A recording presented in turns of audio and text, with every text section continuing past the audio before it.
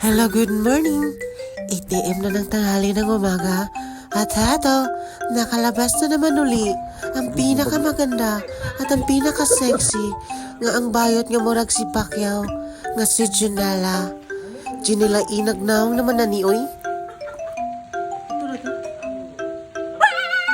Isa sa mga pinag-aabangan ng mga tao dito sa Japan ay itong pagsasakura dito. Pero ngayon, parang hindi na sakura ang inaabangan ngayon. Parang fight na ni Manny Pacquiao ang aabangan. At bago tayo sasabak sa mga labanan, at hato, magbibigay-pugay po na tayo sa mga nakakilala nating mga Pilipino. At itong si Lola, at ito napapicture na siya sa akin kasi parang nakita niya na ako sa boxing ring.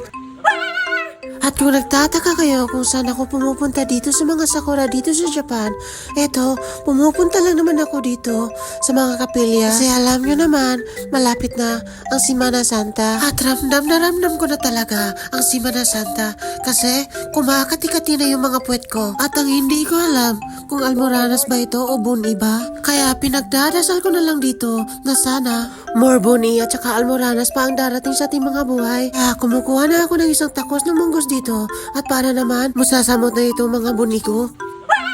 Kaya pagkatapos kong kumuha ng isang takos ng munggos at eto, gumuguho na yung mga sipon ko. Kaya pagkatapos ng mga panalangin ko at eto, dumating na agad itong mga dalawang anghel. Papapicture na sila agad kasi gusto na nilang ipakamusta ako ni Satanas. Kinsayo ko pa namang gustong sumama ni Satanas at eto, naglalakad-lakad muna ako dito at para naman masulit ko yung kagandahan dito sa mga kapilya dito. At habang naglalakad-lakad ako dito sa mga sakura na ito, at parang naku-curious talaga ako kung ano talaga ang amoy ng isang sakura. At eto, inaamoy-amoy ko na kung ano talaga ang baho nito. Sobrang baho talaga. Sobrang baho ng pagmumukha kong ito. At kaya sa punto ito, at medyo nagmamadali ako kasi medyo tay-tay na talaga ako sa mga puntong ito. Ikaw pa namang kumakain ng larang na itlog. Talagang magpupugarak talaga yung mga puwet mo. At sa mga puntong ito, at ito na talaga ang pagmumukha ng mga sobrang success. Kaya pagkatapos kong tumae, at heto, makikita mo naman sa pagmumukha kong ito at parang tubol na.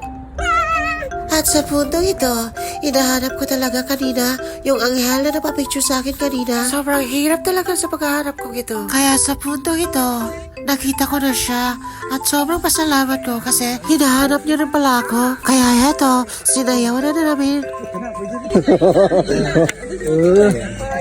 Kaya abangan nyo ang mga sayaw namin.